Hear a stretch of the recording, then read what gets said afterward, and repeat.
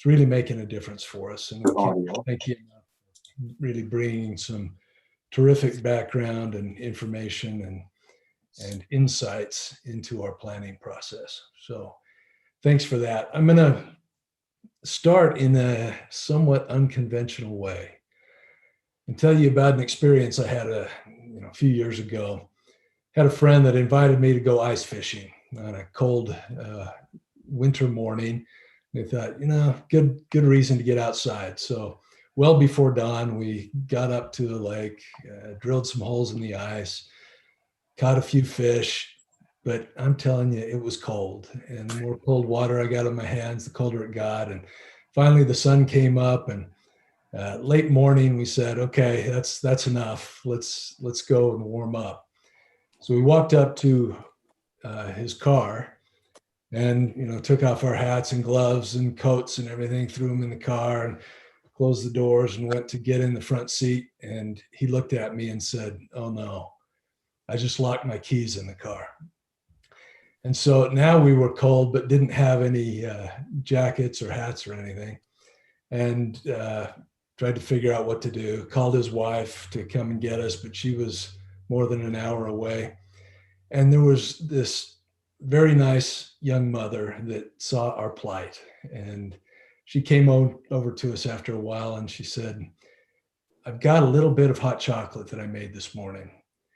And it's not very warm right now, but you're welcome to it if it'd help." And we said, "Well, thank you, appreciate that." And each of us took a little bit, and it was tepid, not very warm. And we had it, we gave her back the thermos, thanked her.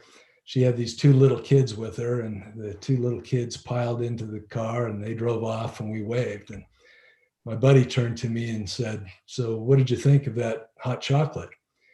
And I said, "Well, it tasted like those two kids have been backwashing in it all morning."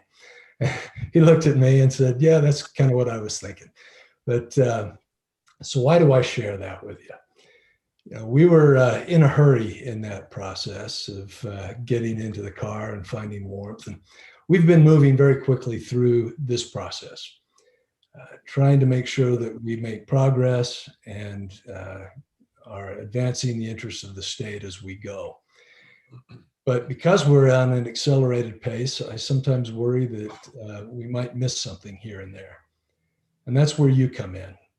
Now, these meetings provide an opportunity for all of us to kind of catch our breath a little bit, for you to come in from the outside and look at what we've done and what some of our thinking is, and be able to help evaluate if we're missing something, or if there's something that we can do better, or if we're heading in a direction that can cause issues.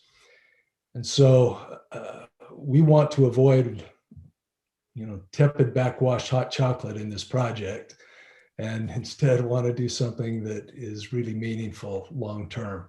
So again, appreciate very much your willingness to participate with us as we move ahead. Now, we've got an agenda that I pulled up here. You can see. I'm going to turn it shortly over to our friends at SOM, Kindle. And we're going to do a few things this morning. First of all, we want you to be able to see how the input that you've provided in the last couple of meetings has been carried forward into our current stage. And so we're going to share that with you. We're going to walk through where our board is. They took the input from the working groups, from our stakeholder advisory committee, from our first public open house, and other sources of information, and have identified elements of the earlier plans to carry forward into our stage 3 plan. So we want you to see what they're carrying forward and get your input on whether there are other things that we ought to be highlighting. We'll also show you the early stage thinking on stage 3, which is starting to lead toward a draft plan that we'll start refining a little bit more.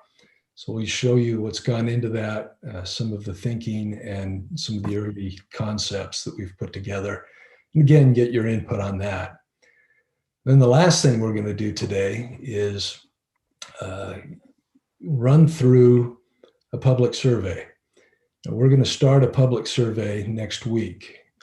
It'll go out, I think, on Tuesday.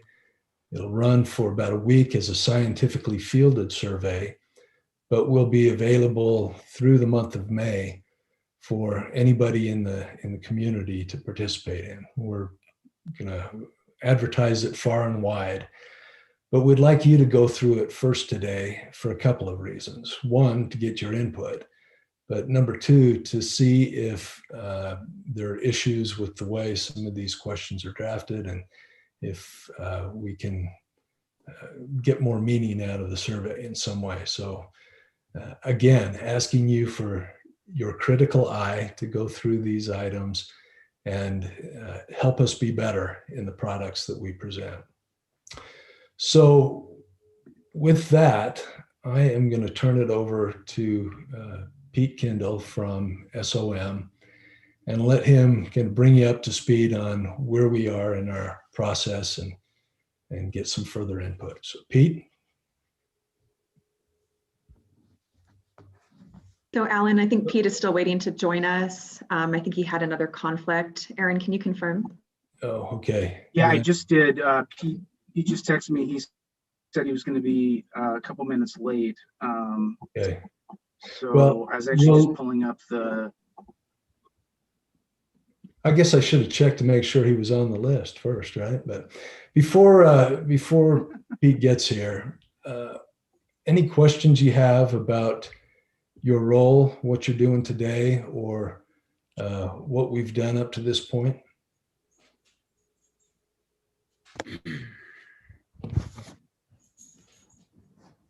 Okay, good. Well, Aaron, did you want to just pull that up and start, or do we need to wait for Pete? Yeah, let me. I did want to wait for Pete, but let me pull up the deck here. And while we're doing that, I can give you just a little bit more background that I think will lay the groundwork for the discussion. Our board meets the second Tuesday of every month. And so it met earlier in April.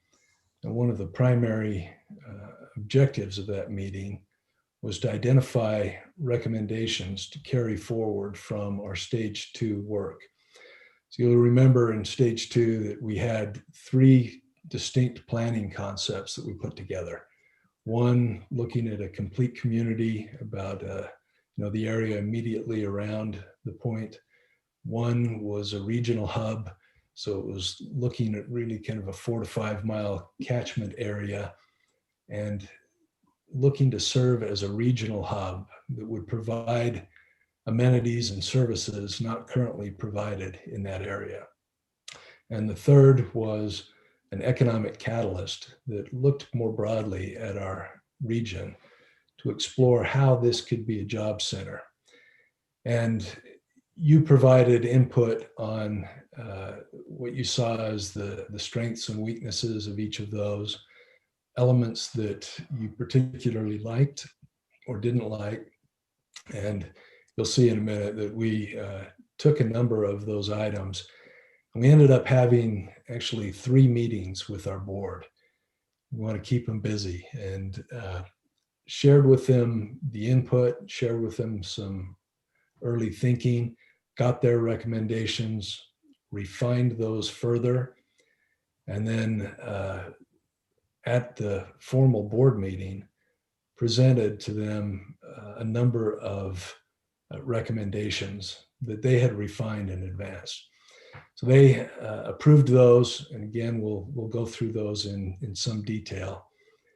But that became kind of the building block for stage 3, which is the process of developing a draft plan. So we're going from these planning concepts that allowed us to test different mixes of uses, different concepts for the site. And now we're starting to head towards something that looks more like the actual framework plan for this site. And again, so today we want to show you the steps that we've been through and move from there. And maybe in the interest of time, I'll kind of walk through these, and when Pete shows up, we can bring him in. He just joined us.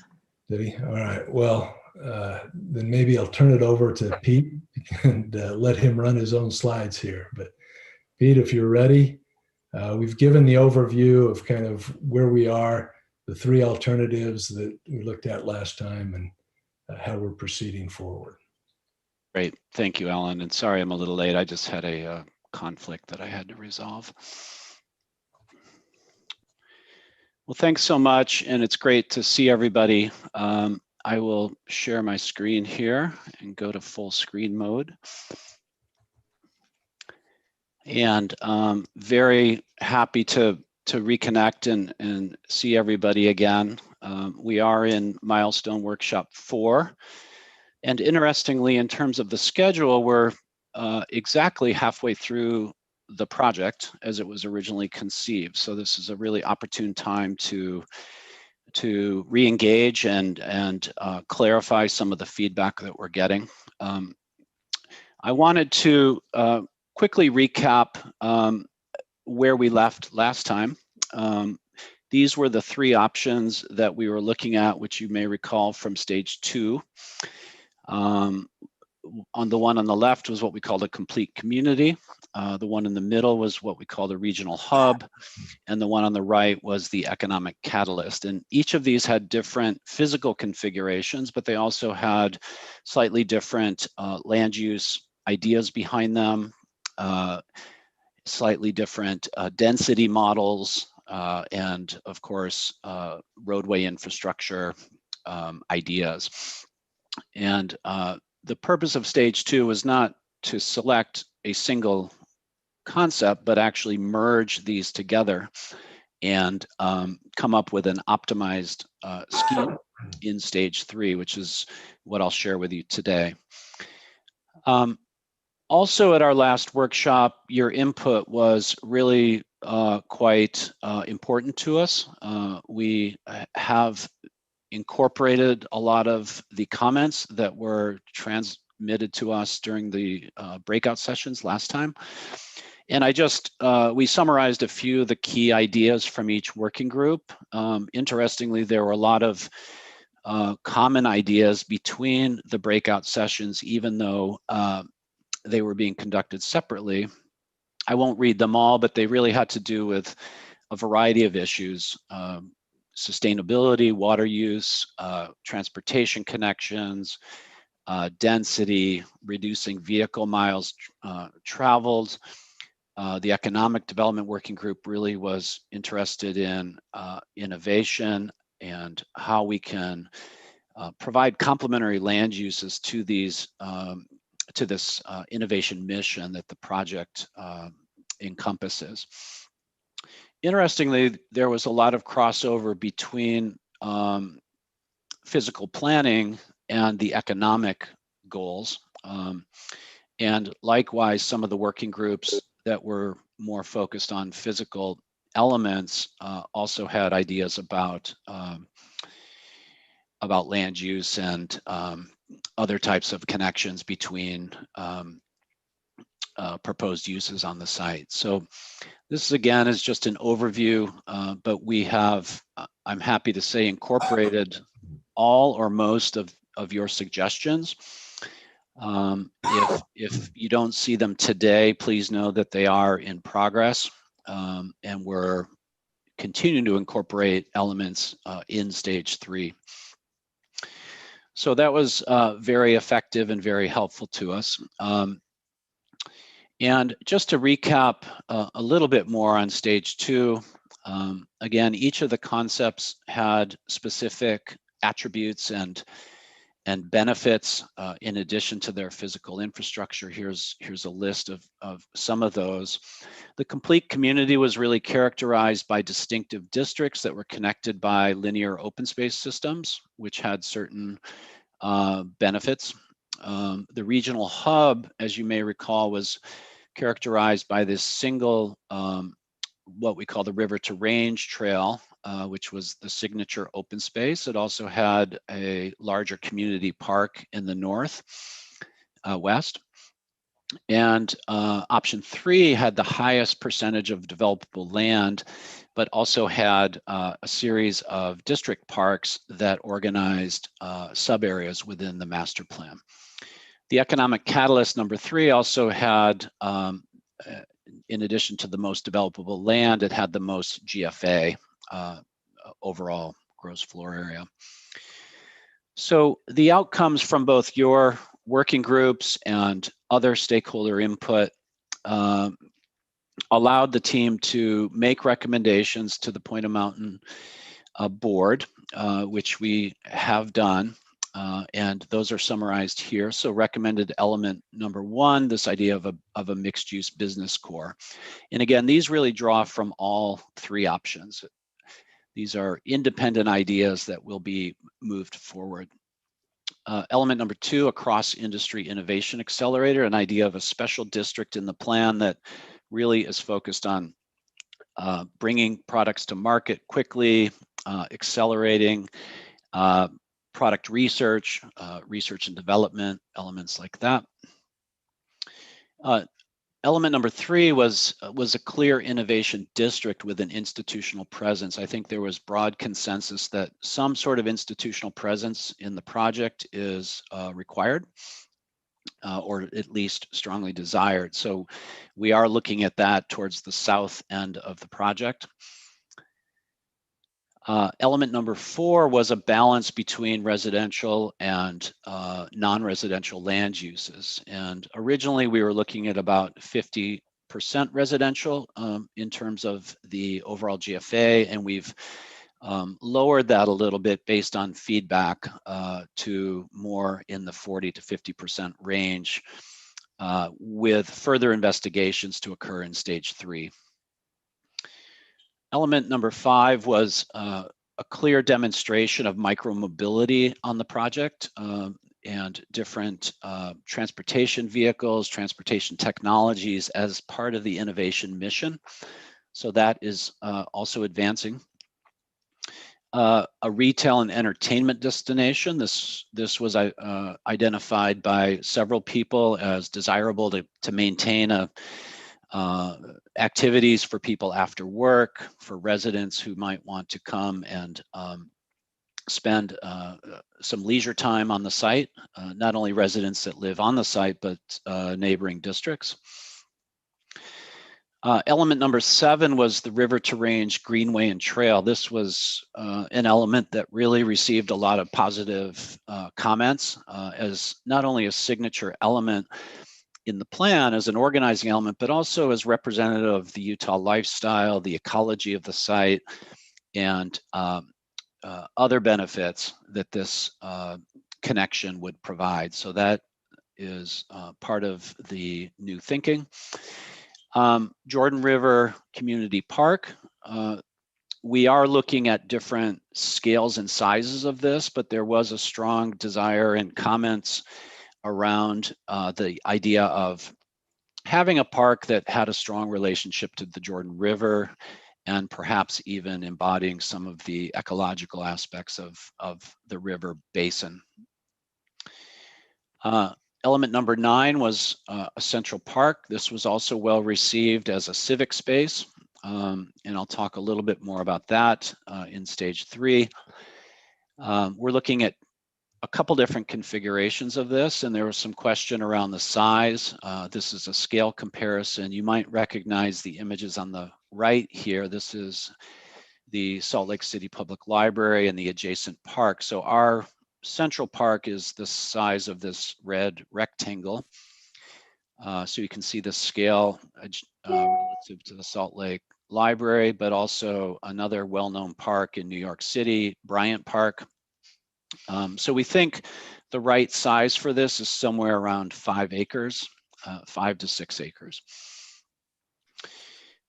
Element number 10 that had a lot of positive feedback as well were what we called pedestrian priority zones. So these would be areas of the project where there is limited vehicular travel. as the name implies, they would be prioritized for pedestrian activity, and they might have a variety of uses in it. It may also include the Central Park or the River to Range Greenway or other types of linear connections in the project. Number 11 was distinct districts and subcenters. This was thought to be desirable because it allows us to begin to program districts in specific ways, which will clarify the communications with potential tenants, potential investors, potential developers around where we want certain things to happen. So we're going to incorporate that in stage 3.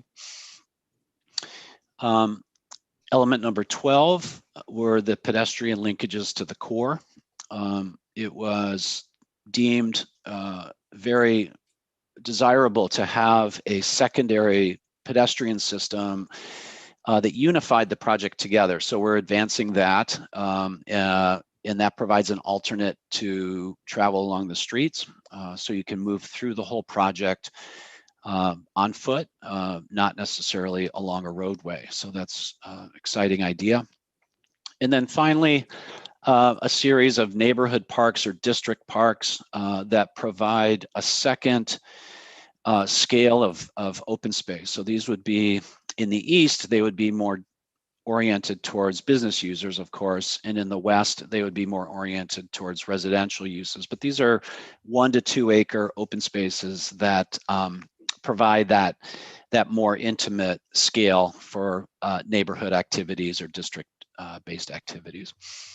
So these are the 13 recommended elements that the team has advanced into stage 3. These were accepted by the board a couple weeks ago, and those have now been incorporated into a consolidated plan. And as we move into stage 3, what we're really thinking about now are the physical interrelationship of the primary plan elements. So streets and mobility, open space, buildings and land use, and then of course the sustainability and smart city strategies, which will provide the aspirational and operational overlay on top of the project. And just in a very simplistic kind of structure, this is essentially the organizational idea that is that we're moving forward into stage 3, and all of the material I'm showing you here around stage 3 is in progress, and the purpose of today really is to get your feedback on these initial ideas. But generally, there's a mixed-use core that would have more of a business focus a little bit in the northern half and more of a retail and entertainment focus in the southern half. And then that retail core or mixed-use core is bracketed or surrounded by districts with specific focuses, as you can see here. So the plan that we're working with in stage 3 is shown here generally, and I'll show you a couple of variations. But as you can see, we have moved forward with some of the best elements of all the options. This is a simplified version of the land use, but you can see generally that there's office to the north and east. That's shown in the pale blue color. Residential to the west. There is some mixing of residential, office, and retail in the core area that I just illustrated. The slightly pinkish land use color is retail and entertainment.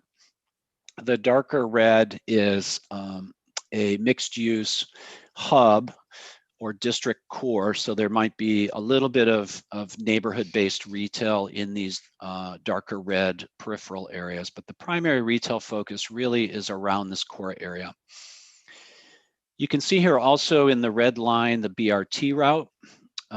We are still refining that route and optimizing it for operational benefit and operational speed.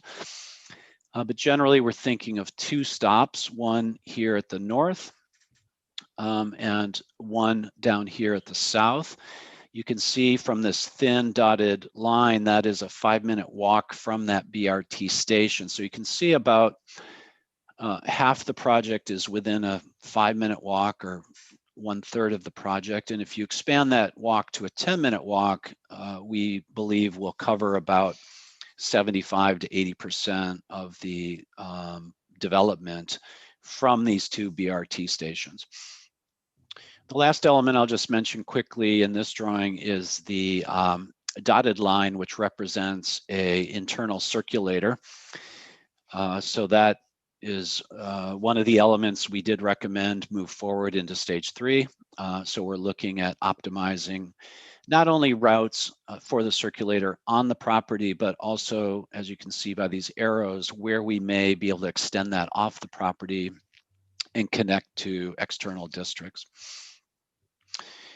So this is kind of the foundational consolidated plan that we are using in stage 3. And then I'll just walk you through quickly a few iterations of the stage 3's plan. So we're looking at 3 options or alternatives. The first one is a 60% developable land area. And you can see here what that looks like. The main variant, which I'll point out here, is really the disposition of this northwest corner.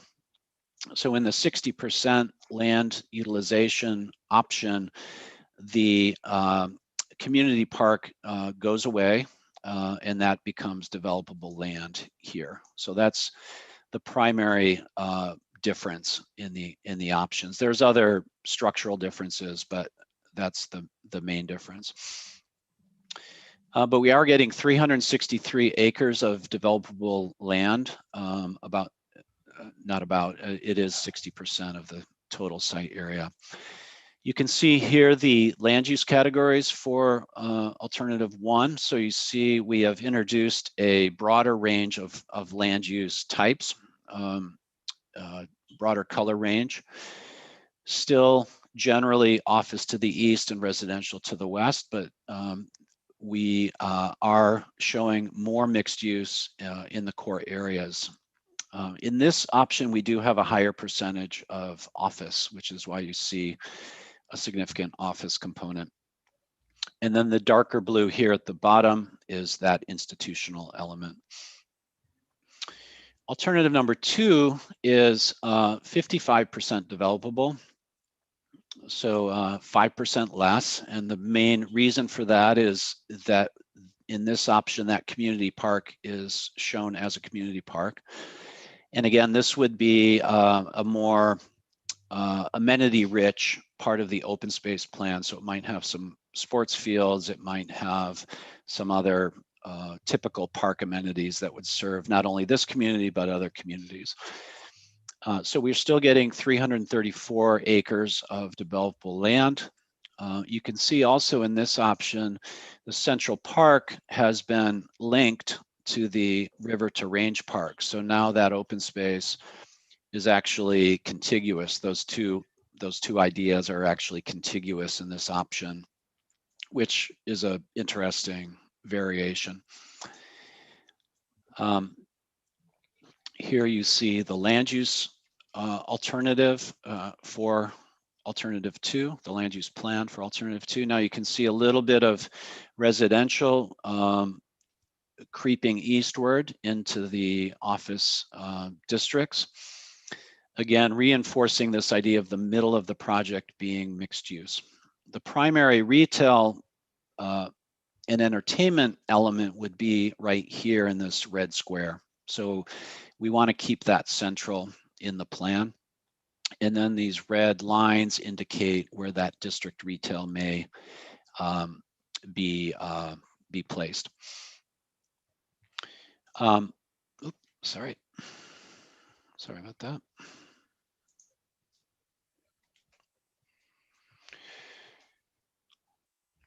Alternative 3 is 57.5% developable. So this is right between the previous 2. And again, you'll note that these are pretty close together in their utilization, which is what we want in stage 3. We're dialing in that land utilization percentage pretty closely now. In this option, we still have a community park, but it's smaller. And we've developed a part of that land, again, to get the almost 350 developable acres in this option. In this option, the central park is disconnected from the river to range. So it becomes more of a civic space that is distinct and can be programmed that way. And here you see the land use plan. Now this has a high percentage of, a slightly higher percentage of residential. You see that mixed use core really starting to appear to be much more mixed use. Again, with the retail concept approximately the same as the other options. And the other element we're doing in stage 3, the other exercise we're doing, is actually zooming in now on specific parts of the plan. So looking at how different parts of the plan actually will begin to accommodate buildings. So these shapes that you're seeing here, these colored shapes, are building footprints. The yellow is residential, the blue is office, and the red is retail. So this would be the core area for alternative 3. So you can see the beginnings of some thinking around how these different land uses may come together in this central zone. So the central park is this rectangular green space here. The river to range park is the linear open space going through here. And then the historic prison buildings are at the very south. And that would connect down to the institutional district. And then you see how the office district to the east and the residential districts to the west would begin to interface with this particular location. In this option, the BRT is this gray line. And as I mentioned, there would be one stop to the north and then one stop down to the south. And in terms of the retail vision, excuse me, we are looking at some different models. This is an exciting new prototype in San Ramon, California. But the retail and entertainment development area would be generally focused on this type of look and feel. So an active 1 or 2 story, in some instances, retail zone. In this particular project, they do have movie theaters on the 2nd level, and most of the retail is on the 1st level, but you can see that they've integrated open space. It's generally car-free. The parking, actually, interestingly, in this project is on the roof of the 1-story buildings. But you can see it's a very interesting shared environment. So it's again a mixture of both civic interaction and also retail. So this is hopefully where we're going to head for that particular retail component. And then the last thing I wanted to touch on, a couple last things, was streets and mobility. As I mentioned at the beginning, we're really focused now on the 4 big pieces of the project. So streets and mobility, buildings and land use, and open space. In terms of the mobility hierarchy, some of the comments from the working groups had to do with a front runner station. So that's really on the left-hand side, the more the regional connections. How we link up with that and how that interfaces with the project is still being discussed. BRT is the next element in that mobility system. The circulator that I talked about, on-site and potentially extending off-site. And then the 4th scale or component of the mobility strategy is the walking, biking, and what we call micro-mobility, so scooters and other types of conveyance. We, as I said, are really thinking a lot about the streets and how they're designed and why they're important.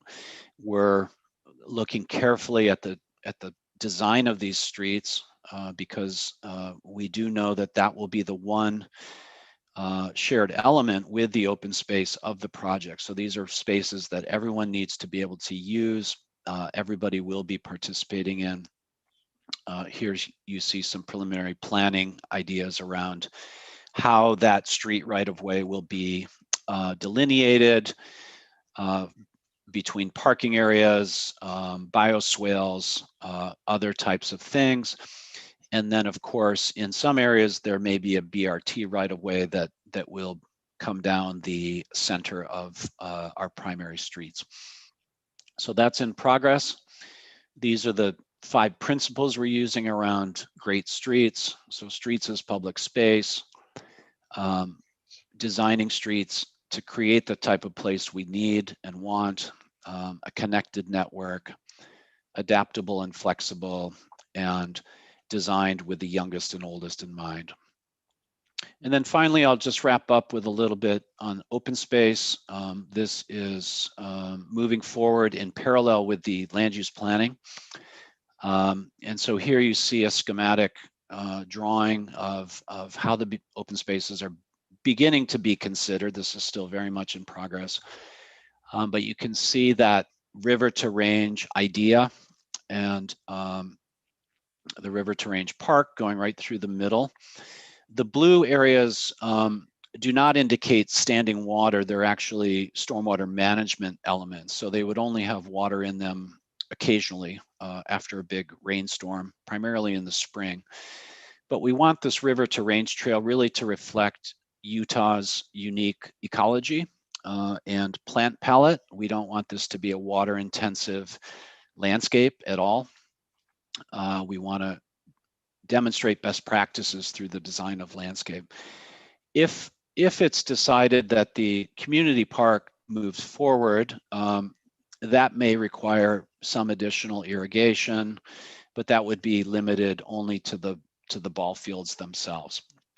So we want overall the landscape ideas to be very much in keeping with minimal water use and to reflect the Utah ecology.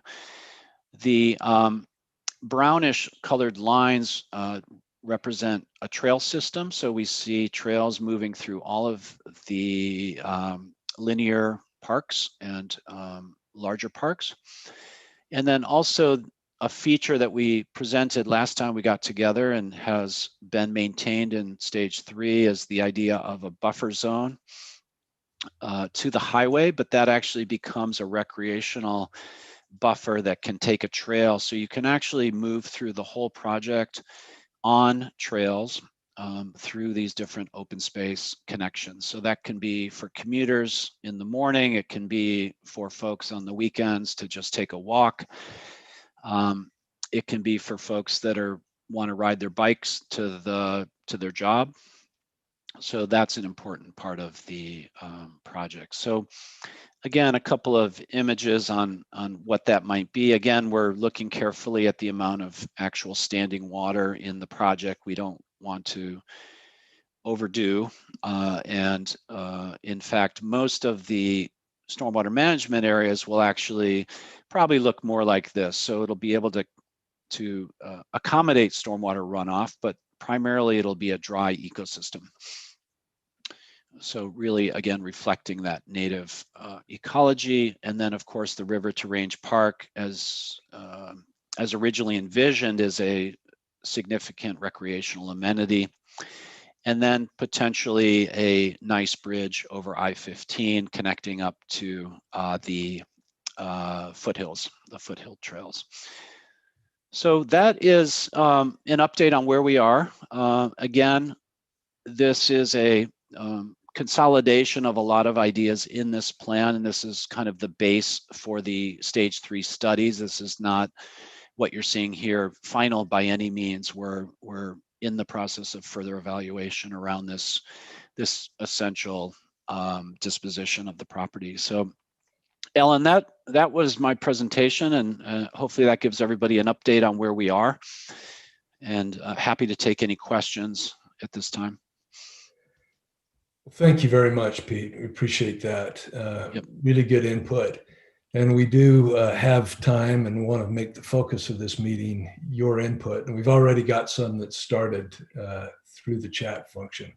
So maybe we'll just start by going through some of what's been brought up in the chat, and then you can all feel welcome to join in by raising your hand or jumping in. The first question that I think others have asked as well is about transit options from the southwest part of the county. And Jay, I think that's a great question. As I said, one that's been asked by many. And in fact, there have been some preliminary meetings about opportunities to extend the red line from Daybreak over to the Point or places close to it. So it's very much on the minds of the transportation planners, but it's not the highest priority yet. The ridership projections don't justify the federal funding at this point, but we count us as advocates of having kind of an east-west connection through this area that we think would be very valuable. Thank you. Then Soren asked, in this option, it seems odd not to have the performance venue more closely connected to the BRT system, since these tend to be higher transit trip generators than retail, office, or residential uses. Pete, any comments on the location of the BRT relative to the potential performance venue? Yeah, let me jump back to that detailed plan for a minute.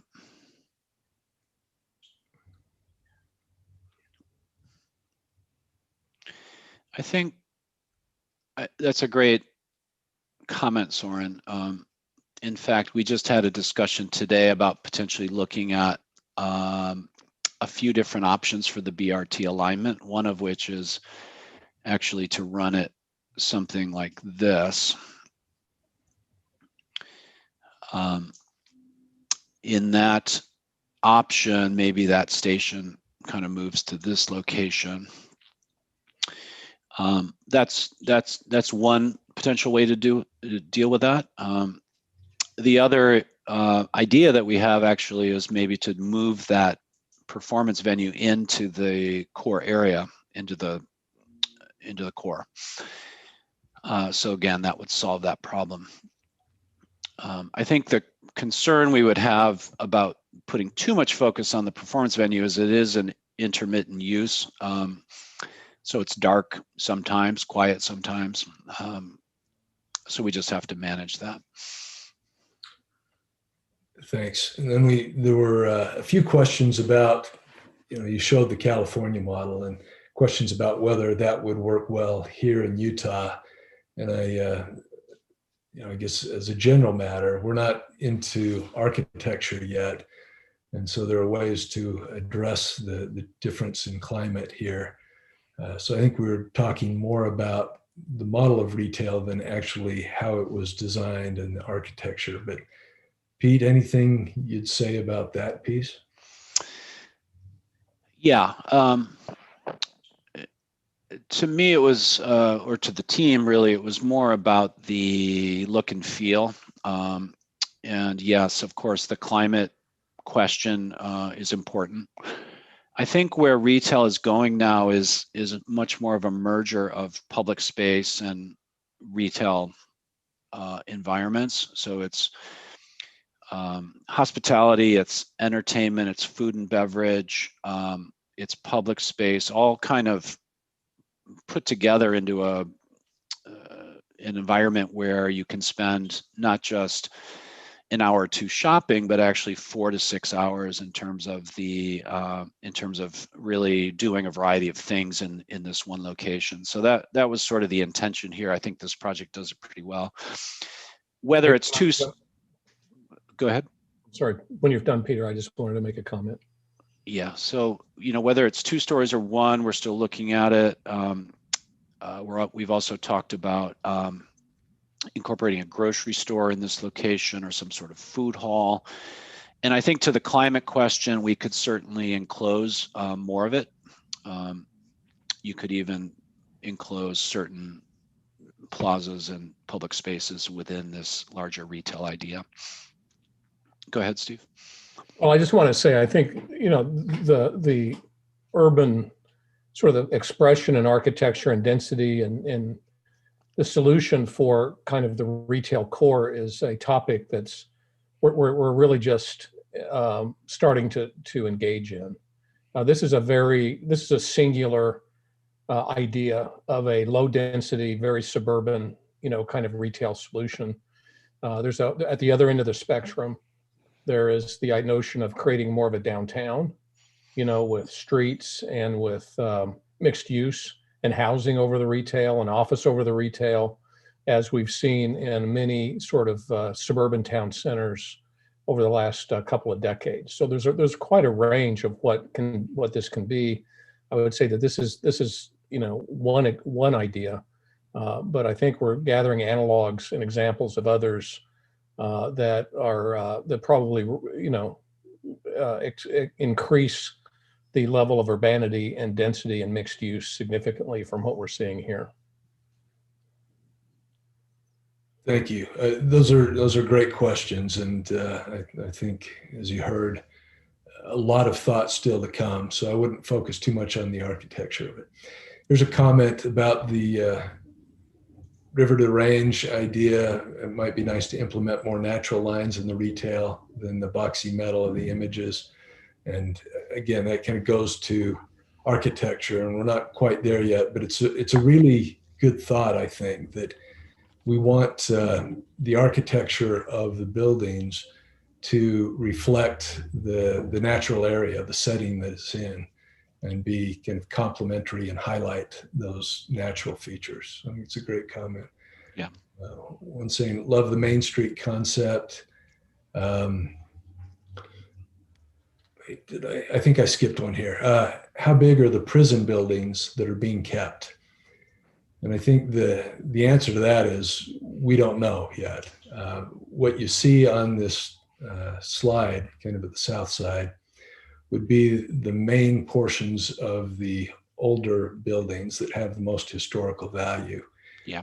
But we have not made any decisions on specifically what would be maintained. I think we've talked in the past about an opportunity here for some symbolism.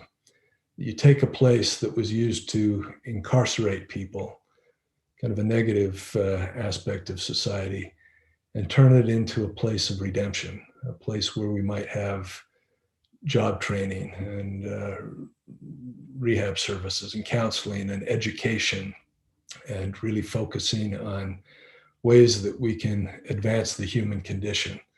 So that's sort of a concept. Haven't worked out the details of the structure yet. And Amanda, is there anything more that you'd like to say about that? Any thoughts that drove your question? Yeah, I mean, I'm just looking at what we're seeing in terms of what's indicated as a school site versus like grocery store. And I'm concerned about a couple things. I mean, it looks like we have the high-speed transit trains right by the school site, which I don't think is the greatest placement. But when we're talking about prioritizing people who are going to bring families here, that they want to stay in the area, schools are going to be a big part of that. And I just think if we're not setting aside space for schools, but we are holding on to old prison property, that doesn't indicate that that's a priority, if that makes sense. I think so. You want to make sure that we have schools and they're in the right place, and I'd say couldn't agree more. Let me see. Some comments about the park, the Jordan River Park area up in the northwest portion of the site, and that it's alignment along Bangerter.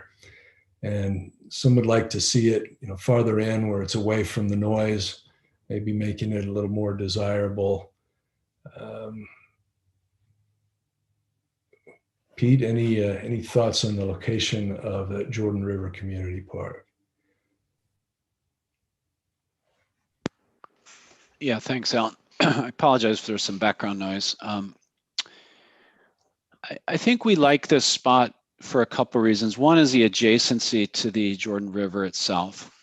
So it's a bit of an extending that idea of a riverine ecosystem kind of into the project to whatever extent we can achieve that. I think secondly is the idea of what you see when you arrive at the project. So our goal was to demonstrate the sustainable nature of the project actually by having sort of a green entrance, I guess I'll call it. The idea that you enter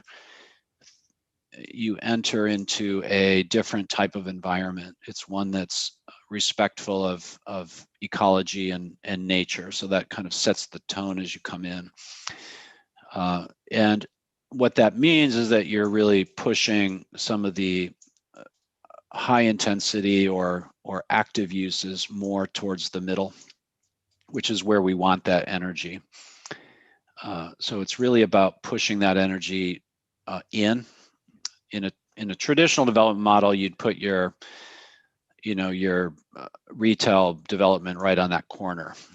That's been done everywhere. So we'd like to, I think, sort of turn that on its head and actually move that type of use inboard and let it energize all of these uses together. The other advantage of having it here is we can also just get access into it very easily. So we don't have people that may want to say, come here, park their car, get on a bike and get into the Jordan River Trail system can do that without having to come all the way into the project, park, and then ride back out. So it's a little bit of a jumping off point for maybe regional bike trips or day trips on your bike, or people that just want to come here and play baseball for a little bit. They don't have to come all the way into the project. I think that was some of the thinking, Alan. And Soren made a point that he's made in the past that I think is a good one, that it provides a little health buffer away from emissions from Bangerter roadway to those who are living in the area. But there were several comments about the park. What would anyone like to weigh in more, share additional thoughts or questions on that? Its location, size. Yeah, this is Tasha Lowry, Draper City. I do have some concerns about this location. I don't like how close it is to Bangerter. I also feel like we have a whole 200 plus acres immediately adjacent here in that preserve already. So I'm not sure that we need to double down on that. We also have a ton of access to the Jordan River Parkway trail thing. So do we need more places for people to park and then ride on the Jordan River Trail? Is that really a priority here?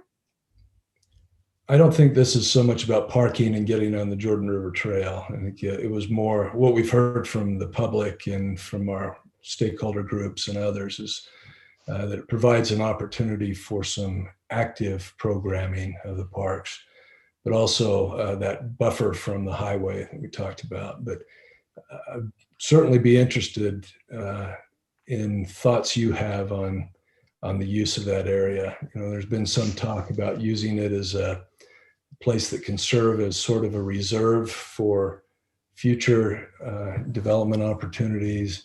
Some have talked about stadiums and other uses. So this creates an opportunity for reserving some property as well. And there is the stormwater collection aspect of it. But absolutely interested in thoughts you have on how that area ought to be addressed and accommodated.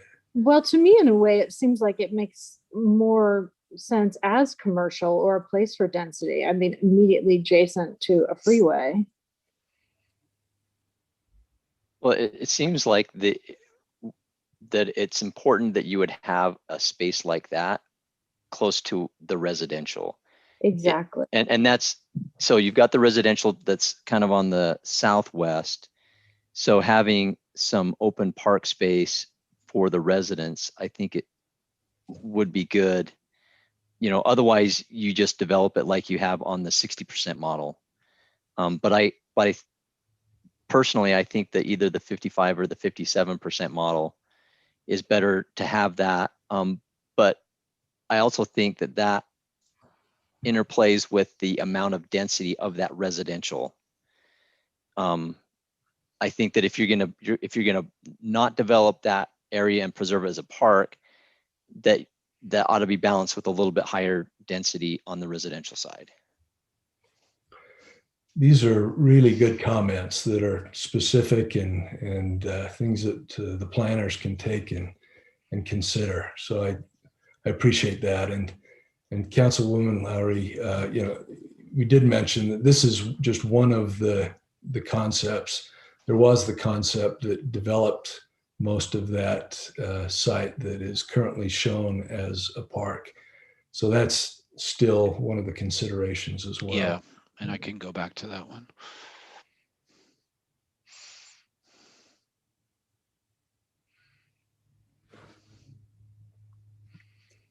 Oops.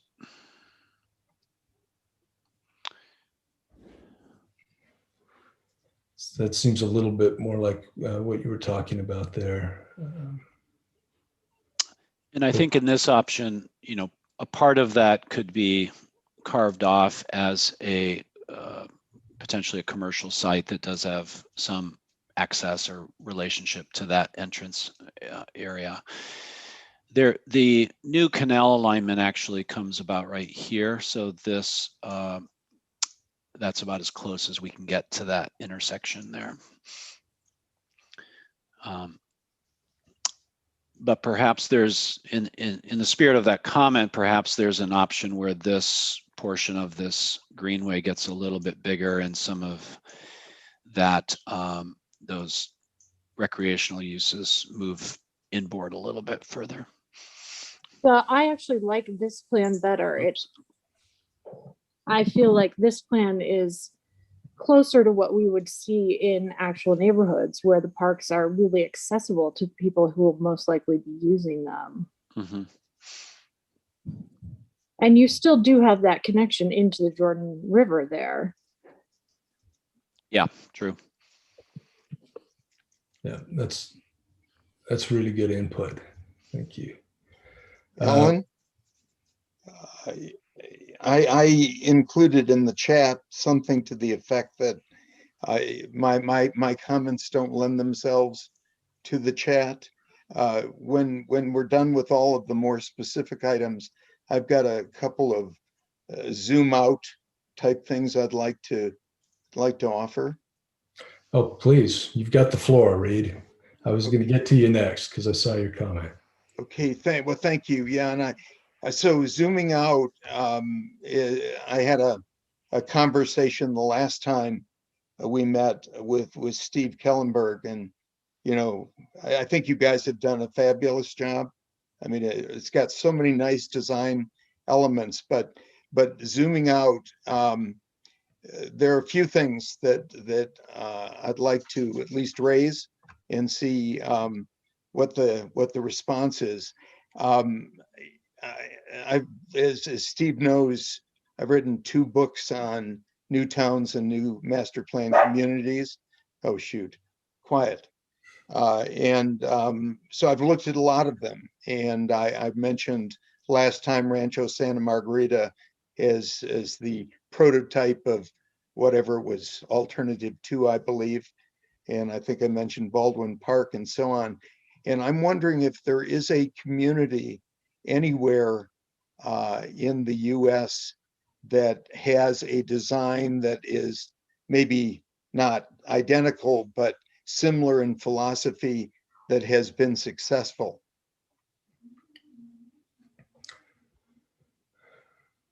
Steve or Pete or others, any ideas on that? Well, part of the inspiration, I'll just start. Reed, part of the inspiration for this diagram was, if you remember the LA, I think it was Atlanta 2030 and LA 2050 future design competitions. They, and as well as work that I know that I did in the Southeast Asia, specifically in Singapore, on major master planning projects, and also in I'd say this is a sort of an international trend in new community planning, is to reintegrate green infrastructure as a form-giving element into the urban fabric. You know, we've lost it. We had it for hundreds of years, and then we lost it in the post-war era. And the idea is to create an open space extension of natural systems into the city, and try and maximize open space edge, and also establish some level of ecological values in that system. And so, of the three schemes that were done in the last round, that was one of them, and that was the one that everybody kind of leaned towards. So I can't say that there's an existing new community in the U.S. that's built, that is on this form, but I would say it's very much a trending form pattern, and there are a number of plans internationally that have utilized this as a concept. Well, it's yeah, I admire that. I mean, it does look different to me than anything I've seen before. Just as an example, do you have an example of a master planned community of roughly this size that has a successful circulator system? Oh, circulator system itself. I thought you were talking about more the open space system. No, I like your open space a lot. No, I mentioned circulator system as an example of something that I mean, Reston and Columbia both had circulators early on, and they were not successful because people were walking and people were driving. And I believe the BRT is going to be successful, and I've got a comment on that. But a circulator in a master plan community of roughly this size that has attracted enough riders to justify its existence? Well, the two that are currently under construction and development, the answer is I mean, I don't want to bring up Las Vegas, okay, because I don't want to use that as an analog for anything. But both Babcock Ranch and Lake Nona have autonomous vehicle circulator systems that have been developed. I can't remember when they've gone into commission or not, but those are two U.S. examples. But I haven't checked in on them lately. Yeah, I know Lake Nona well. A second thing that sort of bothers me, is this a 200-acre site or is it bigger? 600. 600, yeah, it looked bigger. I thought someone said 200. 600, it looks a little more Euclidean. And I'm not talking about the core, which is mixed use and everything, but with the residential off to the west and the commercial off to the right, and the relative distances, it looks a little more Euclidean than I would have assumed for a site this size, where some of the office might be broken up, and within Peter, don't we have a different plan that has more of an integrated, not quite so isolated? I thought we had.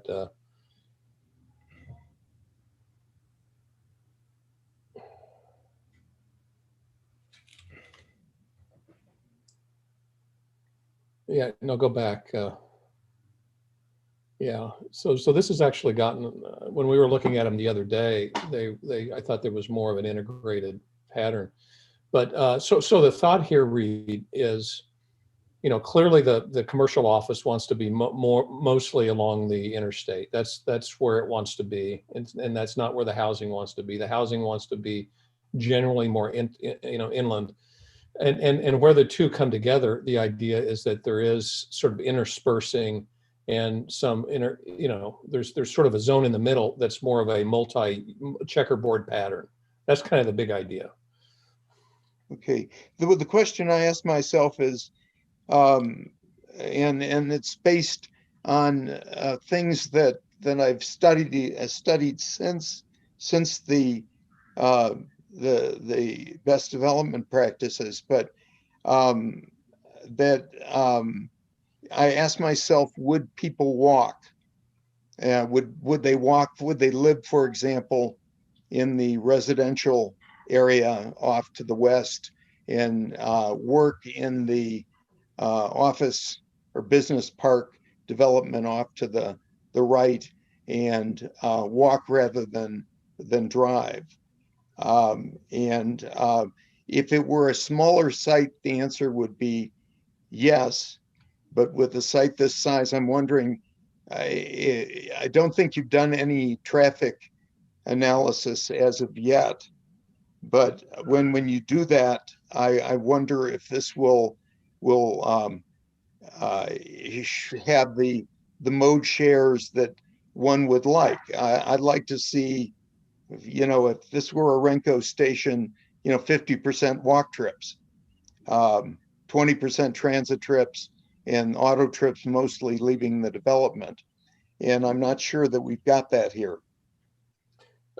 Let me just make a couple comments. I think it's a good point. It is, each iteration seems to maybe move a little bit more Euclidean, but I would, the idea is that, we do have these islands of, of housing that, allow a walk shed, that does start to, pick up, fairly large areas. And then if you add to that, the idea of the circulator, whatever configuration it ends up being, that would then allow us to reach out, and pick up more distant residential housing and allow them to easily access, the more distant employment. So it's kind of at this point, kind of a twofold strategy of these interspersed housing islands for those that want to live really close in to where they're working. And these would be fairly high density, housing islands, but then also create a residential neighborhood that has enough sort of critical mass to where it is, it provides a little buffer from non-residential uses. The idea is to have our cake and eat it too, with the circulator being kind of the connector that addresses the issue that you bring up. One last thing, two kind of analogies that come to mind, and then I'm done and probably have taken more than my fair share. But I would believe that the distances involved are bikeable. And is the assumption that these streets are narrow enough so one doesn't need separate bike facilities, or one can use the trail system to get from east to west, or what's the underlying assumption about bikeability? Go ahead, Pete. Yeah, maybe I can address that, Reed. I mean, these are all great comments. I do want to just note that if you recall some of the original thinking around the project, this notion of a 15-minute city, and given the scale of the site, every part of the project is walkable within 15 minutes of the center. So, that's not everyone. So if you live here and work here, that might be a 20 to 30-minute walk. So not everyone's going to do that. So I think your point's a good one, that maybe not everybody who lives here and works here will always walk or bike. Biking across this dimension, would be quite quick, probably 10 to 15 minutes at the most. So I do think the mobility is there. And as we've talked about before, one of the discussions we're having is how close or integrated we want the residential with the office. Not everybody wants to live, 100 feet from where they work. So that's an ongoing discussion. But I would add, and I think Pete's right on the edge of this, and that is, active mobility, we haven't really talked about that, but you see a lot of green sort of non-auto connectivity, on the plan. And the idea is to really emphasize active mobility through a series of multimodal pathways that kind of create a grid north and south and east and west that really is probably the most important, piece of the circulation puzzle that we're talking about. And there's cross sections. I mean, the streets, of course, are being designed to have, be complete streets with active mobility components that are well buffered, but there's also this whole network of non-auto connectivity designed to allow frictionless active mobility linkages from microelectric scooters and so forth to bikes to just walking and hiking. Yeah. Thanks. Last thing. Since you and I had contact a decade or so ago, I've gotten really into transit-oriented development as an area of interest, and we've studied 8 of them around the country: Mockingbird Station, Orenco, Fruitvale Village. And what I think of for the BRT line, and what surprises me, is that it doesn't seem to, or maybe it does, but I just can't tell.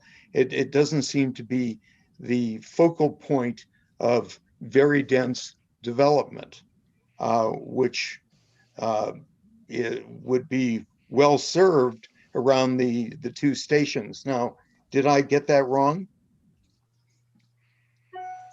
No. Well, I'm sorry. We are focusing density around, especially this north station. So the highest density part of the project will be right here.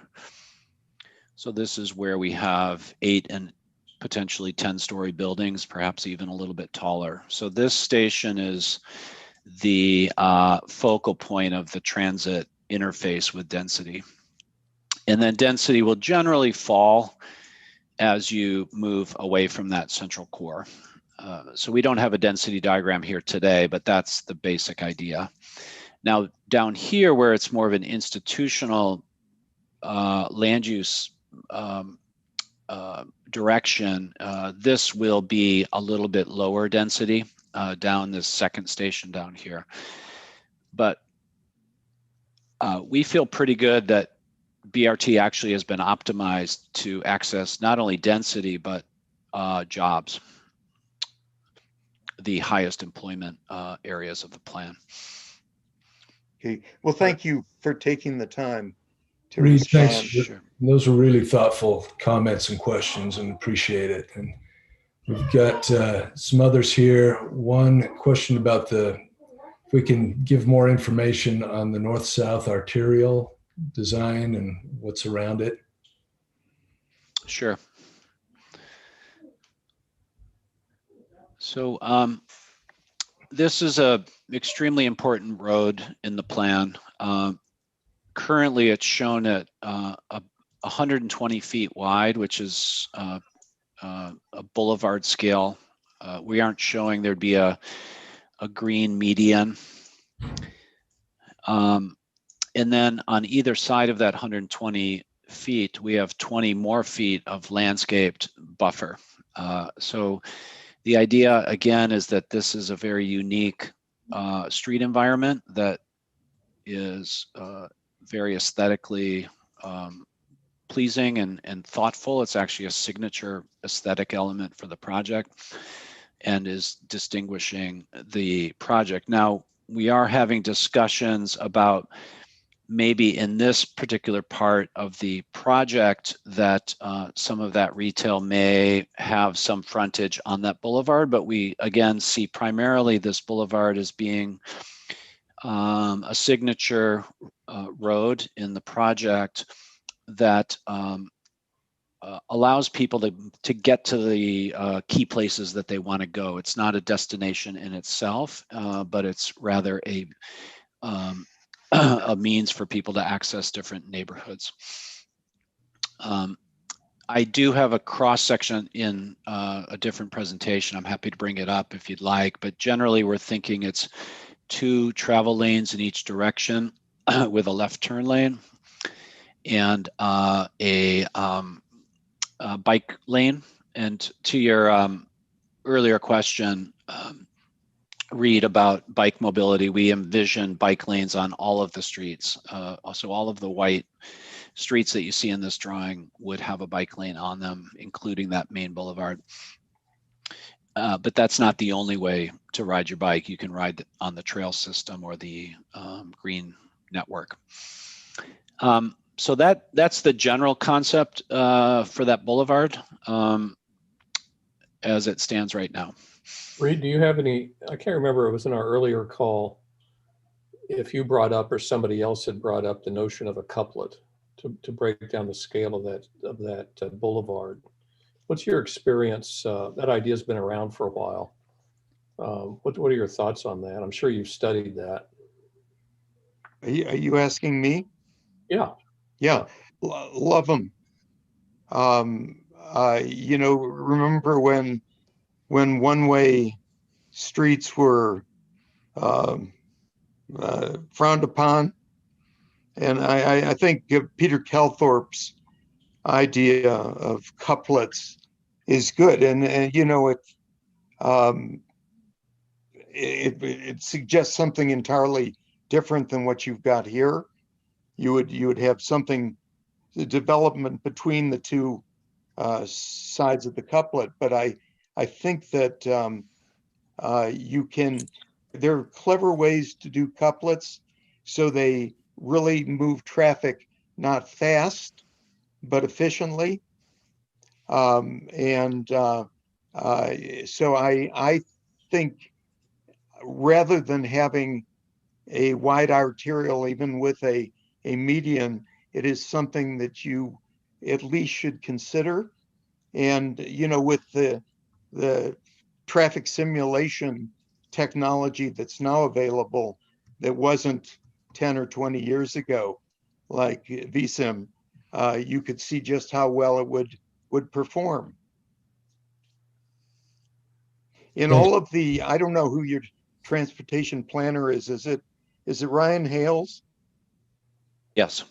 Yeah, well, he you know, yeah, he uses it in his projects and could see just how well it would perform in terms of moving traffic at a slow speed, because you use the traffic signals to moderate speed, but with great efficiency, with a lot less stop and start driving. Those are some concepts that we've been looking at, and there's been some early modeling done on it, and that's really helpful input. Thanks, Reed. Ted, did you want to follow up at all on that question about the North-South Boulevard? Yeah, I think that the details of it will matter a lot. And one of the concerns that, and I know it's also a tricky part of what you're dealing with, that there's so much demand to connect up to Bangerter, and that's part of what your team is grappling with. There's a potential challenge to the ability to cross it, and Grant Farnsworth just asked that question. That was part of why I was asking about that road, is that just the integration of the two halves of the site could potentially be hindered by that.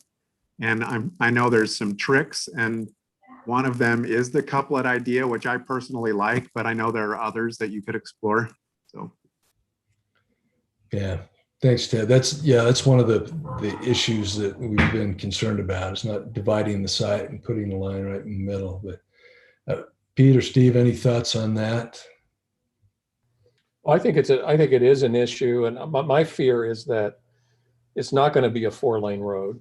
You know, that it's going to be a 6-lane road if it's got to have 60,000 or 40 to 60,000 ADT on it, which is what some of the modeling has shown, and that does become a major divisor, you know, of the site. Can we just put it in a tunnel? Can we do that?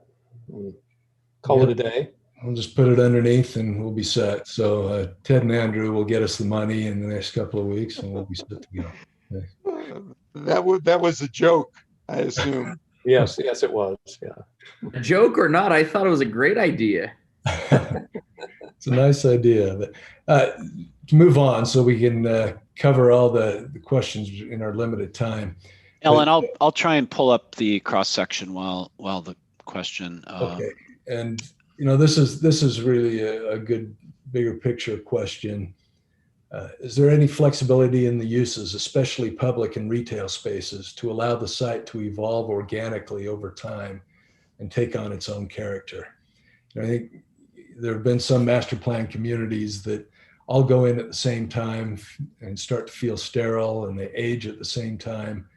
And thoughts on phasing and how this site. I'll make a couple of comments, and then Pete can and that is that our land disposition strategy is that this will not be developed by a single developer, that the various districts will be taken on by different various developers with specialties aligned with those districts. And so just on their own, that will create a little bit more of an authenticity and a little bit more of a variety and eclecticism, in the architecture and the built form. And then even within the district, we don't anticipate any developer actually developing a whole district, but they would maybe develop key portions of it, do the backbone infrastructure, and then actually sell, pads or sites to other developers, vertical builders. So this is of a scale that, unlike a lot of master plan communities or other projects, there should be just a pretty wide variety of architects and developers that are building in here. And so that, that should help. And then there's also going to be guidelines along the way that we haven't really gotten into the principles of those guidelines yet, but I think we can lean on those to try and avoid a singularity of architectural concept and style and character, and again try and get as much variety as possible. The second last thing I would say is that we're anticipating that it could be that the early phases are not built out at their ultimate density. In other words, we design the plan for a particular opportunity to where all the parking, structured parking, and it's a fairly, quasi-urban, form when we're done. It could be that some of the early phases end up with surface parking, but they're designed for structured parking and infill to occur at a later date. And if we do that, that will also allow kind of a second generation of development to occur in portions of the site, which can be responsive to the market and sort of the values at that point in time. Thank you. Then we've got kind of a series of comments and questions on children getting to school safely, which of course is a big issue, and the opportunities for transit and walking. And I know that we've looked at that school to put it next to some of those green corridors so that children from the area would not have to get on a road. They could use the green corridors, and it's within that pedestrian priority zone. So again, minimizing vehicular conflict. But any comments on that topic? Yeah, I had just noticed, I didn't realize the school was next to the north-south arterial, and I think that would be probably counter to convention for a school like that. It probably wants to be more inland, more on a collector level road than a major arterial. Yeah. So that might be an adjustment that we make downstream a little bit. Yeah, I think that's an important point. Yeah, and the school location is extremely flexible, and it can migrate inward. The one idea of putting it somewhat close to that arterial was if there are off-site students that are being driven from other areas, because we did talk about this school potentially having a slightly larger catchment than just the folks in this neighborhood. So that would require potentially kids arriving by car. So we wanted to, again, minimize the car traffic deep into the project, but it can certainly, again, it can really go anywhere. anywhere we think is appropriate. As we said, I think, Amanda, this is part of the conversation that we need to continue with the school districts to make sure that we're identifying the right place in the site. I wouldn't focus too much on the concept right now, but understand that those conversations have to continue. We have to find a place that works well, because school is obviously a priority in any community. It's what brings people together. We need to make sure that it's safe and well located. Alan, can I say something to that real quick? Of course. Okay, so yeah, I've just been thinking about this. I mean, when you have kids that are K through 5, of course, the considerations of walkable pathways to school is significant. And then once you start to hit to middle school, it lessens somewhat. And by high school, obviously, it's a little bit of a different ballgame. So part of it will depend upon how much property, is allowed to be built on. Or are we going to have to build it all in one site? I mean, part of what we've discussed is the idea of doing something more innovative with industry. And, right. If we were to do an early college, high school model, yes, having access to transit where people can, students can come from other areas of the city to take advantage of that would be great. So you're right. It is developing and it is evolving. And part of that is going to need to be flexible. But having an elementary school right next to that large of a road is definitely concerning for obvious reasons. Yeah, really good points. Thank you. Yeah, we can migrate that in. This is the cross section of the boulevard as it stands today. One option. We do have another option, but you can see there's a median. The 120-foot dimension is from here to here. So it does have a protected bike lane here, has a protected pedestrian sidewalk here. And you can see that additional 20-foot landscape buffer here on both sides. The middle would be used for potentially stormwater management, or could be more ornamental in nature. And if there's actually room, if this does go to a 3-lane in each direction road, there is room. You can see that the dimension of that sidewalk is pretty big, and the separators between bike and ped are pretty generous. So we feel pretty comfortable that 120 feet can accommodate even 3 lanes in each direction with a left turn lane. So that's where that stands. And I think just on the issue of the couplet, I do think it's an interesting concept, and the concern that we had was that it has a knock-on effect potentially on the land uses surrounding it. So the as soon as you split that boulevard into essentially 2 roads, that's going to impact all of the parcels that are adjacent to that boulevard. And it also will impact the parcels between the 2 directional parts of the couplet. And then the third issue is then how you resolve that at the north and south end. Does it come back together? And how does it do that exactly? So the geometric impacts on the plan are fairly substantial. But it's certainly if the client team wants us to investigate that further, we'll do so.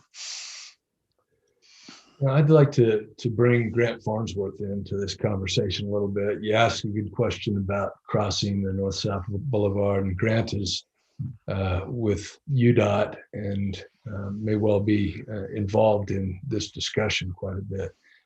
Grant, what do you have any thoughts on the cross section of the road, other transportation elements related to that north-south boulevard you could share? I think those comments that Peter just shared are definitely capture some of the challenges of the one-way couplet where it's currently being implemented or considered, like in Logan or Salt Lake City with a good grid network, and you have other parallel facilities. This is somewhat shorter, so you'd have to diverge and reconverge a little bit sooner. But that said, we are looking at a lot of volume being processed through here and of traffic demand. Some of that from a regional aspect and some of it just due to the core area. So looking at different options to handle that.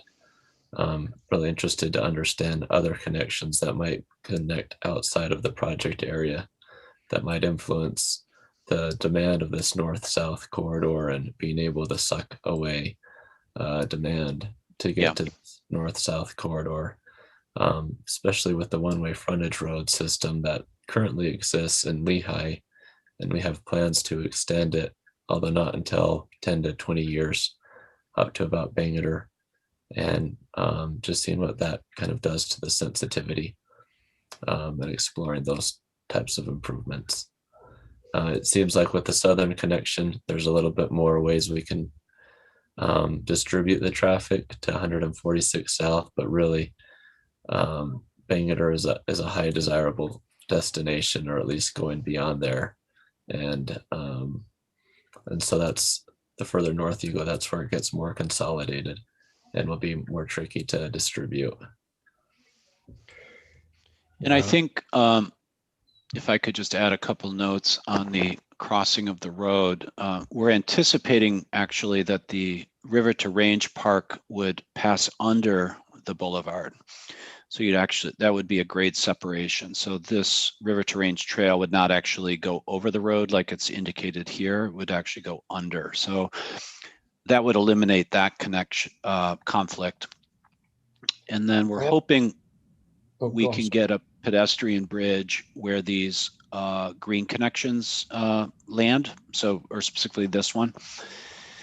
So what that means is that there would actually only be about 2 to 3 or 4 at the maximum intersections on this entire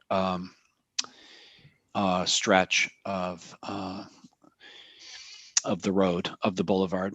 So we are thinking about how we lessen the division of the site with this road.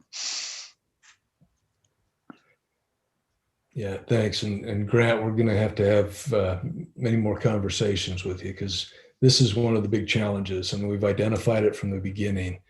And we've got I-15 along the east side, a neighborhood along the west side, private property along the south, Bangor to the north, northwest. And so we've identified desired access points. We're going to have conversations with you about how we can create access and connections into the surrounding community fabric. Thanks. We've started to the one-way frontage road system is a little bit farther off in this section, but I've asked the team to kind of look at what some different ways of connecting in at Bangor and I-15, and when the one-way frontage road would affect this, and it would probably more be advantage if your project team actually did that, as they've created a more fine-tuned model for this area. So I'd be happy to share some of our preliminary results with you and kind of take that to the next level as you have fine-tuned this alternative. Yeah, great. That'd be great. We'll continue to do that.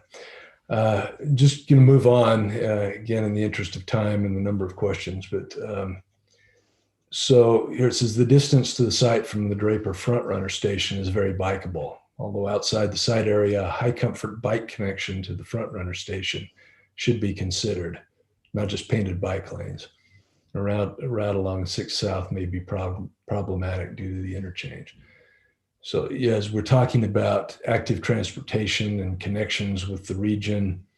The connection from the Draper Frontrunner station is an important consideration, and it's off our site, and we don't have much authority over anything off the site. So we, I think, would endorse that concept, and welcome help from our regional partners to help make it happen. But Hugh, anything more you'd like to say about that? And maybe we can respond some more. Just, a lot of people might be saying, well, the BRT is going to bring people from the front runner station, which is going to be very true. I know, though, that some people are going to prefer to bike, and putting a bike on BRT is not as convenient as on front runner. And so it's just something, again, I understand it's off the site, but, thinking big picture, that connection, because it's, less than 2 miles or whatever, that's really, really bikeable and an easy way for people to get around. So for everybody here, yes, something to think about and try and make happen. Thanks, Hugh. Thanks, Alan. Hugh, is one option to jump to the Jordan River Trail system and then come in on that River to Range bridge? That would probably be more of a scenic route. So it certainly could, right? It certainly could do it. But yeah, not as direct. Right. The interchange there is maybe the big issue. And so if there's just something else to the north that gets people over safely and comfortably. Right. Yeah. And Soren, you had a question. Yeah, thanks. And this might tie in a little bit with the comment that Hugh just made, and that is there may be more of an implied grid in some areas, particularly in the residential areas. There's a really good grid up in the northeast corner of this plan where there's great intersection density, lots of options for mobility and so forth. I look at the scale of some of these blocks, particularly in the institutional district and the residential district, that look like they're getting in the range of 1,000 feet or more on kind of a block face. I know sometimes we're criticized because our 600-foot blocks in Salt Lake City are quite large, and so some of these strike me as just being incredibly big blocks. So that might be something to look at, is if there's an implied grid that's smaller than what you're showing with the green paths and streets, that might be worth adding in. The other thing that ties into is, again, what's happening off-site. And while I know you don't control anything that's happening off-site, setting up that grid that may eventually connect into other surrounding developments, because you will presumably have kids going to school, people coming in here to shop from a broader area outside of what's in just the boundaries of this project, and really setting it up for connectivity, beyond the 15-minute district or 15-minute neighborhood, I think is really important. And this is a challenge that so many communities face when you have big parcels of land that are developed, but they're developed essentially as kind of cul-de-sac communities, and not really thinking about connectivity beyond each development in isolation. And that's something that Brigham Young did really well when he laid out so many cities across the region, and we've kind of forgotten what connectivity looks like beyond individual development parcels. So I would really encourage that. Some areas are already developed, but we know developments change over time, and we have to be thinking 6 or 7 generations that will inherit this development and how they will change land uses. But the grid, once it's laid down, is there sometimes for hundreds, if not thousands of years, if other old cities around the world are any indication. And so I think that connectivity is really important. Absolutely. Yeah, great we point. see that as a key to success here, and connecting to the surrounding communities. Like your point on the finer grade blocks, just some points, some of these are within that pedestrian priority zone, so they'd be connected in different ways, but those are things we look at. And of course, the residential will have a more fine-grained grid pattern. I'm gonna jump in because of time, and we're not going to be able to wrap up the survey if we don't jump into that now. But I think these comments have been really focused, well thought through, very helpful. And I don't want to cut off good conversation. So I'd suggest that if you have additional comments and want to put them in chat or just call us after, we're always open to further conversation. But in the interest of everybody's time and being able to get through this survey exercise, I think we'll wrap up. So I'd just say, Pete, if there are any concluding thoughts, I'll give you an opportunity for that. Otherwise, let's jump into the next idea. No, this has been fantastic and very helpful. And I'll just offer, if anybody has any further comments, feel free to reach out to the SOM team in whatever manner you'd like. We're always willing to chat. And I can facilitate that. Yeah. So again, many thanks. I'm going to turn it to Muriel to run through that survey quickly. Thanks, Alan. So as Alan mentioned at the beginning of our meeting, we are really wanting to get your feedback, not only from the technical process we're currently undergoing, but also just on some basic elements that we will be asking the public via a statewide public survey we'll release on Monday. We have a couple upcoming public engagement opportunities with virtual open houses. I apologize, we did spam your inboxes a little bit, sending out calendar appointments for those, but we would love your attendance there if you can. The first open house for this part of the process is scheduled for Tuesday, May 4th from 4 to 6 p.m. And the second one is Thursday, May 20th from 2 to 4 p.m., both utilizing a virtual format. So again, we welcome your participation there. You'll be hearing a lot from us in the month of May. This is our prime opportunity now that we are midway through the framework planning process to really kind of solicit some robust feedback from the general public. So keep in mind that this survey is intended for the general public. So it's not as technical as the discussions we've currently been having. And this is the first time that anyone is seeing it outside of our internal team. We've inputted the survey questions into polling software just for some real-time feedback from you today. The survey the public will see starting on Monday will be kind of more of a traditional survey format. The survey itself should take about 5 to 7 minutes, but we do want to take the better part of the next 20 minutes. Well, I guess we only do have 10, so we'll stick with the 10 minutes, but would love some of your feedback as we go along. Specifically, of course, we want you to take the survey because we want to get your feedback there, but we also are looking for feedback on the survey questions and format. Are we asking the right questions? Are we showing the correct visuals? Okay, so with that, I'll have Colton on our team go ahead and share his screen.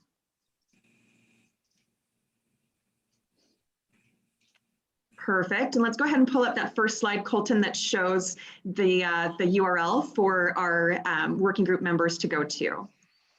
So this can be accessed on your desktop or easily via a mobile device. I would just ask, please don't get ahead of us in the questions because there is some context in the PowerPoint slides we'll show prior to asking each of those questions. And Colton, let's go ahead and turn off the closed captioning for this. I think that we're getting that gray box there on the slide. Okay, so if everyone could go to pollev.com/xfactor504. And if you could just raise your hand in Zoom once you're there with the survey up, that way we know when we've reached critical mass with most people able to see it. I'll give you just about 15, 20 seconds or so to go ahead and pull that up and then indicate that you're there.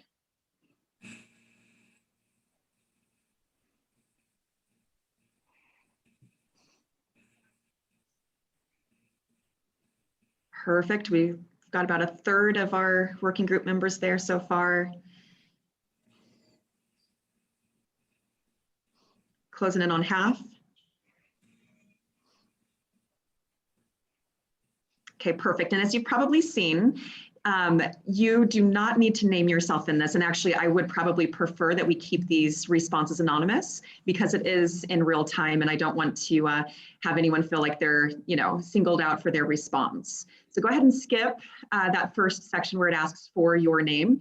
If you've already passed that and entered your name, you can always go back to the beginning and exit that out. We just ask that everyone take the survey once. And it looks like we're probably at where we're going to be with people who are going to take the survey. So let's, Colton, go ahead and move to the next slide. Okay. So again, these slides will provide a little more context on the question. What you're seeing on your mobile device or your desktop is the ability to respond to that question. The first section of the surveys are what we call a visual preference survey. So you'll be asked to rank several selections based on those visuals. So for entertainment types, the question is, the point will include a variety of opportunities for entertainment activities.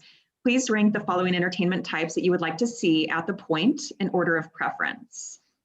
And Colton, let's go ahead and go to the next slide and see what people are saying about that.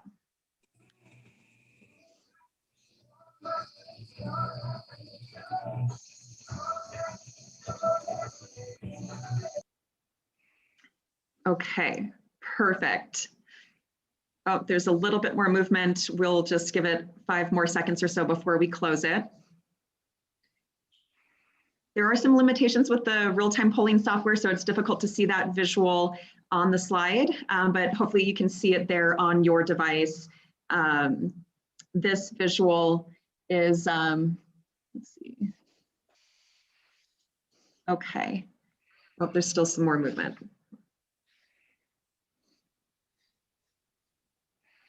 Okay, let's go ahead and stop it there. And I do want to give an opportunity for some discussion. So does anyone want to kind of speak to this? Are these results surprising to you, or does this seem fairly intuitive? I'm surprised to see the art gallery jump from last to second. Someone stacking the deck? That doesn't surprise me. Does it randomly, does the order show up randomly in different respondents' GUIs, or does it always show up in the same order? That might affect the outcome. Yeah, the limitations of this real-time polling software does have those selections already preset for everyone. And you're absolutely right, Ted, that sometimes that does bias the results. For the representative survey and the statewide public survey, those will be randomized. Any other comments on this question? Well, I'm taking this on my phone and I couldn't tell what the esports arena is, but I don't even, maybe it's my age or something. I have no idea what that is. We had others that had the same comment, that that image of the esports wasn't clear. If we reduce the age of this group to 24 to 28, they would all, it would have ranked probably number 1 or number 2. Hey, I thought it was a casino for what it is worth. I thought it was a rave. No, and if I had known it was esports, I would have voted on it. It's electronic gaming, and there's a whole industry that most people over 30 don't even know exists. Multi-billion-dollar industry. Yeah, I think just the photos are small, so it's hard to see what's going on. Yeah, and I apologize again.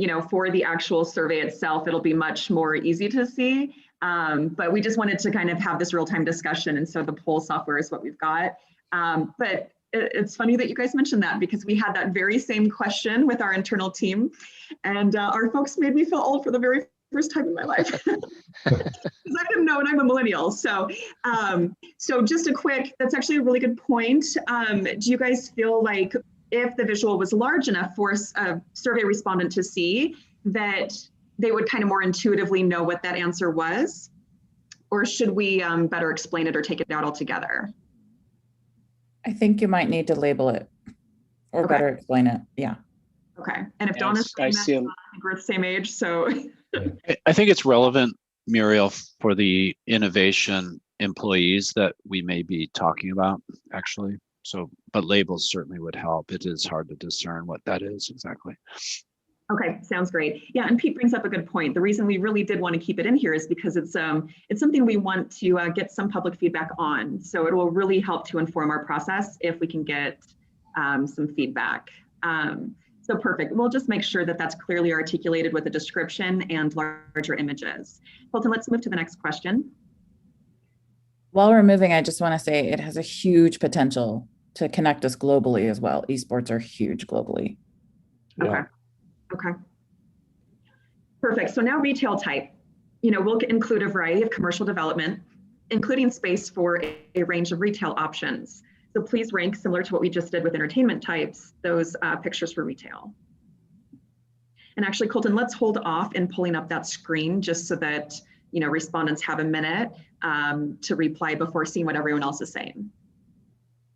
To Ted's earlier point, try not to bias the results here.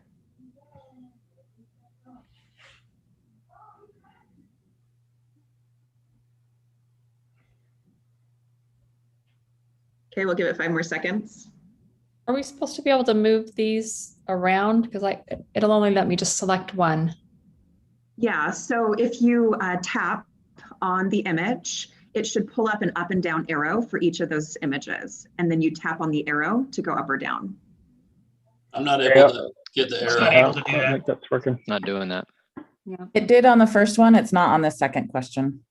I think in this case, you just pick one by clicking it, but I'm not sure. Okay, let's go ahead and advance the slide to make sure it's activated. Are you guys able to do it now? I'm not hearing anyone say no. Let's see. I can't deselect. No, it doesn't move. It The looks like question, it just the lets question you just select asking one. select one. No arrows and no ability to move the images. And if you clicked on the wrong one, you can't change it either. Okay. Well, I think for our purposes today, let's just get your input on whether the question makes sense and the images work for you, and whether it's something that someone in the public next week would be able to understand and participate in. If you select the wrong one, you can clear it at the bottom, at least reselect one option. Yeah, so let's give you time to do that. We'll, I guess, see what you guys feel like is your top choice for retail. This might be because of my perspective, but I look at these and I think that you're trying to get at like the physical form of retail. And then, one shot clearly is saying, hey, do you want a grocery store or something like that? And so it's a little less clear to me how, if I were your team, how I would use this feedback. Do you use it for the retail mix, or do you use it for the format, et cetera? Yeah, Pete, did you want to speak to that? How we think that we could utilize the results from this particular question? Yeah, Muriel, I think I need to look at this with Leah. It's an excellent point. It gets to what the question's intention is. Is it about the form, or is it about the products that are being sold? So we just need to clarify that. And I wonder again if this is an instance where if it's labeled with some sort of descriptor, that those labels just seem to have dropped off from our beta test. So it looks like more of a formatting issue, but we can certainly adjust the images. Yeah, I think we need to clarify again what's the specific information we're trying to get. I think the idea of different intensities and forms of retail are what we're trying to get, but I'm not sure this is doing it for us yet. Okay, that's great feedback. We will revisit that question. Okay, next slide. So this section will have a few questions specific to parks and open space. As you guys know, it's a signature element throughout the site. And so the point will include a significant amount of parks and open space. I'm really crossing my fingers you guys can rank those visual preferences. Go ahead and take a stab at that. Yeah, the ranking's working on this. Okay, sounds great. And while you're doing that, just a note that the captions will again be on the survey. The the polling software allows us to do an either or, captions with written copy or a picture. So we elected for the picture.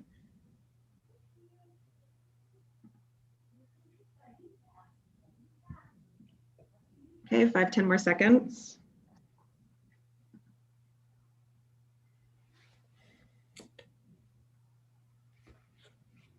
Okay, let's go ahead and pull up those results.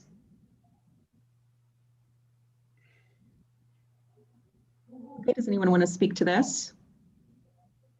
Yeah, Muriel, one thing that occurs to me is that there is a lot of diversity in park types, from really big regional community type parks to small pocket parks and plazas. And this almost suggests, I mean, I don't know if it's worth differentiating, but this almost suggests, like, what do you want all of the parks to be? And I think depending on the location, any of these would be my priority. So it's hard to differentiate just based on the types of parks and scale. Yeah, that's actually the next question. So perfect segue. Thank you, Soren. Let's actually go to the next one just due to time constraints. Okay, so with this range of park and open space types, go ahead and rank your preferences.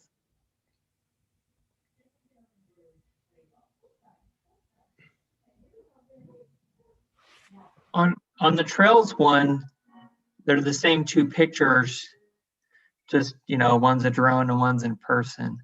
So that makes it kind of confusing what you're looking for. Ahead of us a little bit. That's okay. We'll take a look. Sorry. No, that's okay. That's okay. Okay, so let's go ahead and pull up those results. Okay, so is this what you're referring to? Yes, yeah, the top two are the same. It's just a different perspective. I see. One's kind of more of an aerial perspective and the other is kind of on the ground, but in terms of trail type, it's the same. Okay.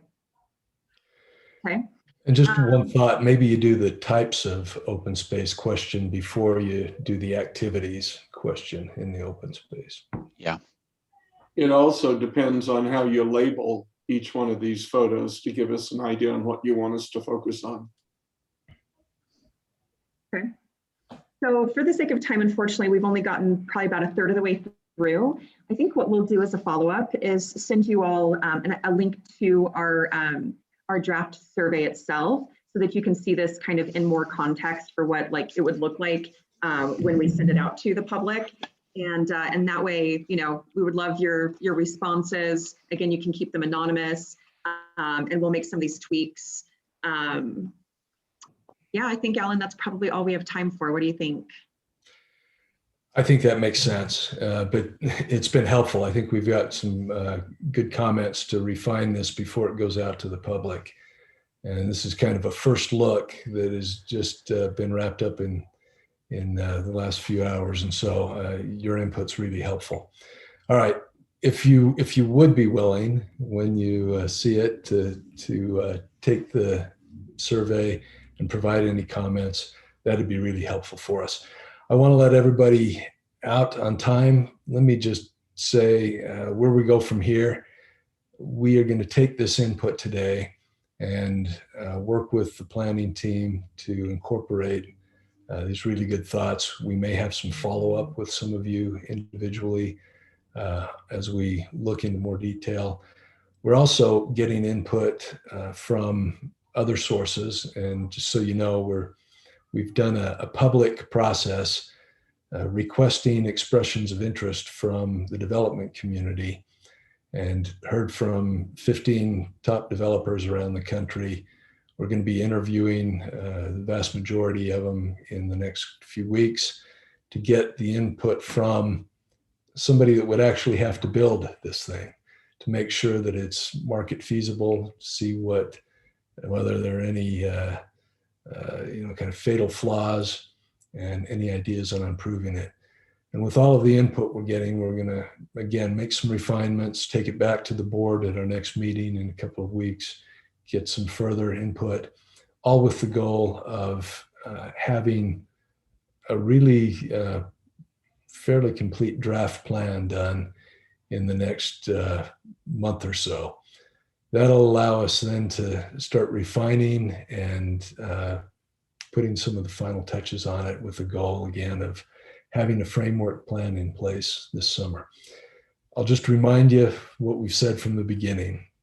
This is not a final plan that's going to address every detail, but it's a plan that gives us direction as we move ahead. It allows us to work with potential development partners to draw on the right expertise. And as we get into developing the internal districts, we'll have to do more detailed planning, probably directed by those district developers, to get down into the weeds a little bit. And we'll be seeking additional input at that point as well. So a lot of steps still to go, but I think we're heading in a direction that is generally reflective of what we've heard from the public. The board's been terrifically engaged. We appreciate our consulting team. But let me just thank you as the working groups again for taking yet more time to share your really valuable perspectives. And I thought today was particularly valuable as we got into some detail. So thanks to all of you. More to come. We'll stay in touch and follow up with some meeting notes and another opportunity to visit with you in coming weeks. So be well. And again, appreciate your efforts to make this a great project. Bye, everybody.